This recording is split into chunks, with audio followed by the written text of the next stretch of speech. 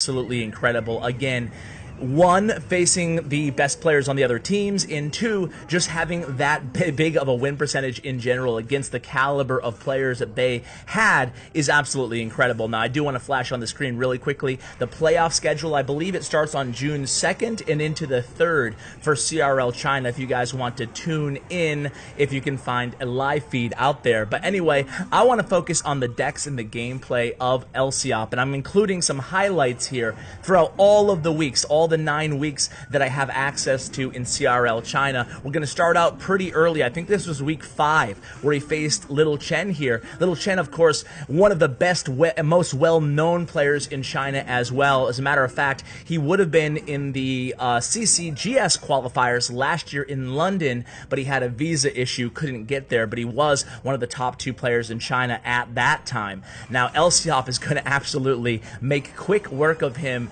And look at his face, by the way, guys. Just check out Lciop and also watch his facial expressions when he wins these matches. He is a stone cold assassin, ladies and gentlemen. He has no emotion ever after a loss, after a win. He just looks at his opponent like he's going to absolutely murder them. He just has this stare that's just like, oh man, I would not want to go up against Lciop. I can tell you that right now. So anyway, back to the actual gameplay here. You can see he's actually playing, it looks like the P.E.K.K.A control deck that was actually in the meta really popular. Remember, this deck dominated grand challenges and tournament level standard about a couple months ago, but he still plays it, and you're going to see Lciop play and win with a different deck every single replay, and that's one of the strengths of Lciop as a player. He is not only one of the best players in the world, but he's also one of the most versatile players in the world, meaning that he can pick up any deck and have immediate success with it.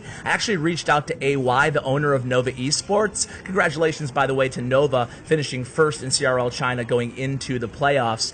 And AY said, AY, is there any weakness in Lciop's game at all? Is there any weakness? Like, what can the opponents exploit? Of course, he's not going to give all the goods, but he said there's only, and I believe him, he said there's only one small area of improvement for Lciop, and that is he's such a great control player by nature. That's his favorite archetype, as you can see here, that oftentimes he tends to not be aggressive when he could be super aggressive in some circumstances. So sometimes he plays a little bit too passively, but you can see in these matches that that's really kind of getting, try to search for a criticism on this amazing player. So here we go. It's going to be a graveyard coming in. He's going to split those zappies, which he does a lot against graveyard decks. He always splits the zappies right in the center of his side of the arena. Here comes a miner going in on his side. He loves having that one zappy going towards the tower that his opponent, that he's going for.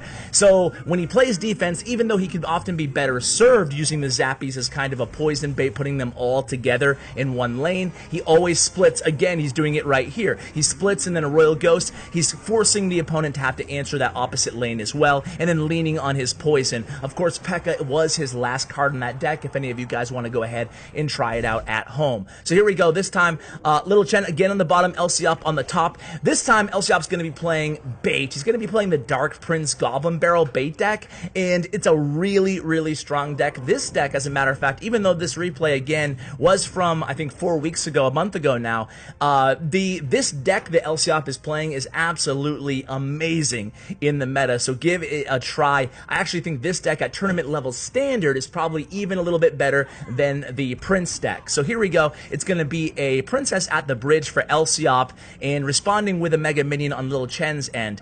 And the Mega Minion's going to get a little bit more value there. Take that Dark Prince's shield right off, but Dark Prince does get a charge on that left tower, and he responds with an Inferno Dragon. Check out this matchup. Little Chen is playing Lava Loon, guys. Lava Loon is definitely not an easy matchup against bait. As a matter of fact, it's definitely a counter, a hard counter, because look at Lciop's deck. It's not a hard counter, but we don't have the answers, I should say. And look at this beautiful King Tower activation. He didn't save his NATO for the balloon. Instead, he went ahead and used the NATO to activate that King Tower. He knew he was going to take at least one hit with that balloon. No matter what he did, he'd rather walk away with the activated King Tower, and those are the little plays that make Lciop an amazing player. So here we go again, striking with that Goblin Barrel while he could get a little bit extra value from that Spear Goblin. Again, the little things is what Elsiop does so well. Technically, he is an amazing player. He does take risks, and they don't always pay off, but more often than not, they do. So here we go. The opponent here responds, Little Chen responds with a Tombstone over there. Talking about risks there, a predictive log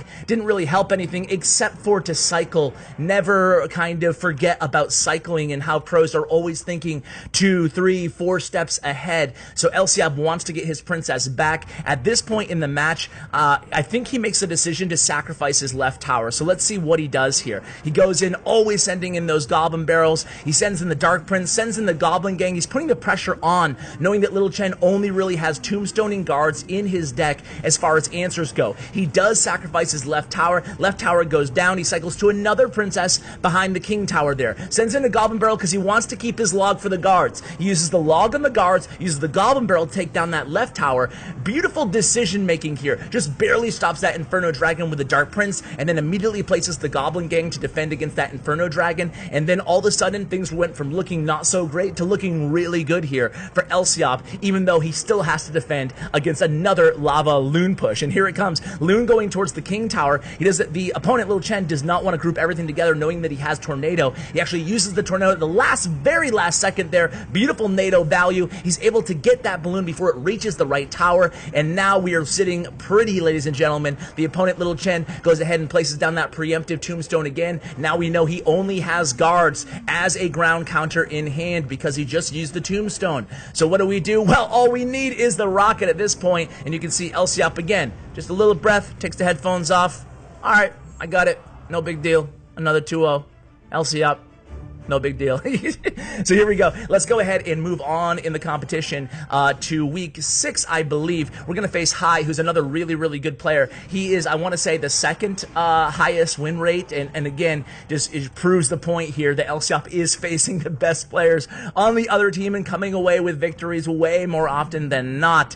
So we're going in with a Hog Lumberjack deck. For those of you Lumberjack lovers, I love Lumberjack. He's a pretty cool card. You're going to not see anybody out there play this deck better than Elsiop does. You're going to see how he takes advantage of the Lumberjack's rage at any given possible situation where it's not too risky. He doesn't want to overcommit on that rage, but oftentimes after the dead Lumberjack, he's going to go ahead and send in that Hog right away, even if it's not an ideal situation. So here we go. The Hog's actually going to take down that right tower. Beautiful zap, resetting the opponent's Inferno Dragon till his Inferno Dragon could catch up. And when you take down a tower with 1 minute into the match, you know you're looking good if you're Elsiop, guys. So now all we really have to do is defend. It looks like, is this a Lava Hound deck or is it a Balloon Cycle deck? I think it's the Pompeo Balloon Cycle deck. I don't think, or maybe there is a Lava Hound. I think it is a Lava Hound. I don't know. We'll see. But this has Miner.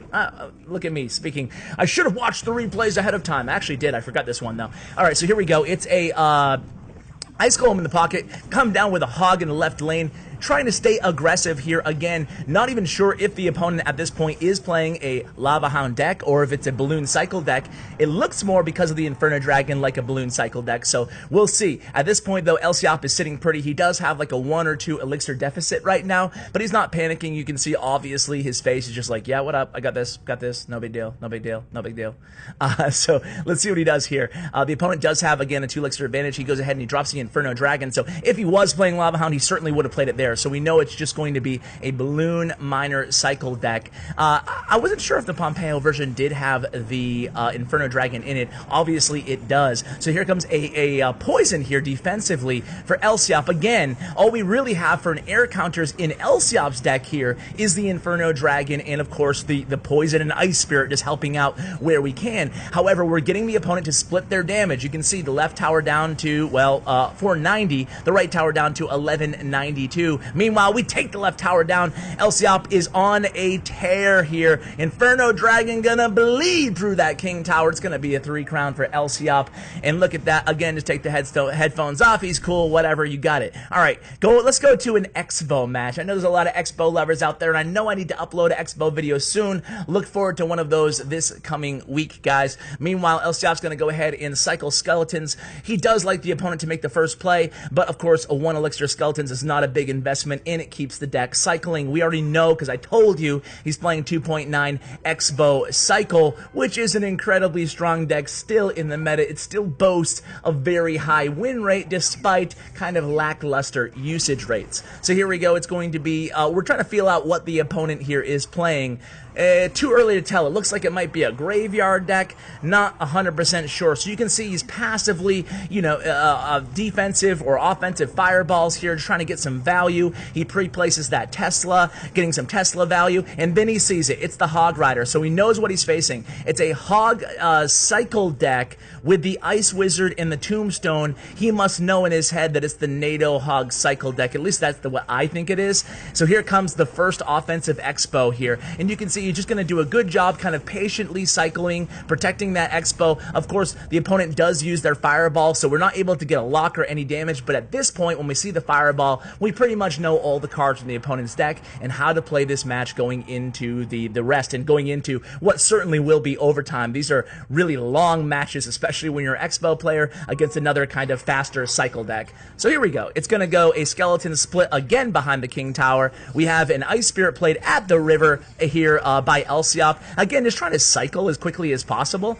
And there's the Tombstone defensively again for Siosa, I guess is how you pronounce his name. So another Fireball here. Again, you're already seeing 2 Fireballs connect on that right tower, maybe 3 if I lost count. So trying to get as much Fireball value as possible. We know this match might come down to a spell cycle situation. So trying to strike early when we can get any value at all. We do get our big lock on that X-Bow, and I want to say this might be the only lock of the game. Despite the low health on that X-Bow, he's still able to get a decent amount of damage off that right tower, and he cycles immediately to another X-Bow there. This is beautiful because now there's 2 Teslas on the board. The Fireball goes to the X-Bow, but it's not a big deal. Fireball is now out of cycle, and I think we've cycled all the way to another X-Bow, albeit without the elixir to actually play it. So here we go again, kind of resetting here. At this point in the match with 20 seconds left, we already have a Tesla down. Want to try to get some value out of that, so I wouldn't be surprised, okay, there it is, if he starts Fireball cycling right away. Again, the reason he did that there is, look at this. We want to get value out of that Tesla. We know that once we play that, once we use that Fireball, he's going to want to come at us with the Hog, so we can kind of predict what the next plays are going to be, and that's something that Elsiop is obviously very adept and skilled at doing. So here he goes, another Fireball. It's going to be Fireball cycle all day, every day here for Elsiop using this deck in this matchup. So again, a defensive Tesla here. We weren't able to get that Ice Spirit on the Hog, so he's definitely going to get a hit despite using everything that we have in our arsenal. A Log, Archers, and Skeletons all on that Hog. We're going to chip away at that Mega Minion, and now again, we're looking pretty good here. We're going to keep the pressure on with the X-Bow again, knowing that it probably won't get a lot of value, but what it did was it baited out not only a Hog Rider from the opponent, but also a Mega Minion. That's a lot of elixir, and we know he can't punish us in the left lane, so we're free to use another Fireball. So at this point in the match, all we need is 2 Fireballs in a Log on that right tower, and victory is ours, or at least victory is the MVP, Elsiop's. So here it comes. It's going to be an Ice Golem, it's going to be a Hog, it's going to be an Ice Wizard. We know everything is coming down at us because we can almost feel the desperation at this point, and we're able to evade all Hog hits again on that left tower and set up with another Tesla here defensively, and again, that's going to free us up to play an offensive Fireball because we know he can't punish immediately with another Hog. Sending in that Ice Spirit really to cycle at this point. We just know we need a Log and a Fireball, and the game is pretty much ours here. Actually, we need a Log, 2 Logs and a Fireball. So there's Log number 1, and now we need 1 more Log and 1 more Fireball. We just need to defend this big push here. So preemptively dropping down that Tesla, and again trying to cycle, and we're able to cycle fast enough there with the Skeletons and the Ice Spirit. Log, Fireball, GG, boom! Elsiop wins again. So guys, I hope you enjoyed these Elsiop highlights.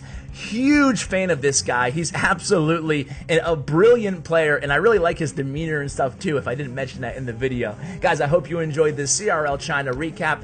Be sure to stay tuned for some highlight footage of the playoffs. I know there's going to be a lot of great matches there as well. So hats off to Elsiop and Nova for finishing first and getting the MVP. Guys, huge shout out to my YouTube sponsor, Bren Chong, whose team, Bren Esports, is actually playing right now in Asia. They're top 3 at the time of this recording as well. So guys, thanks so much for watching, and as always, Take care, guys.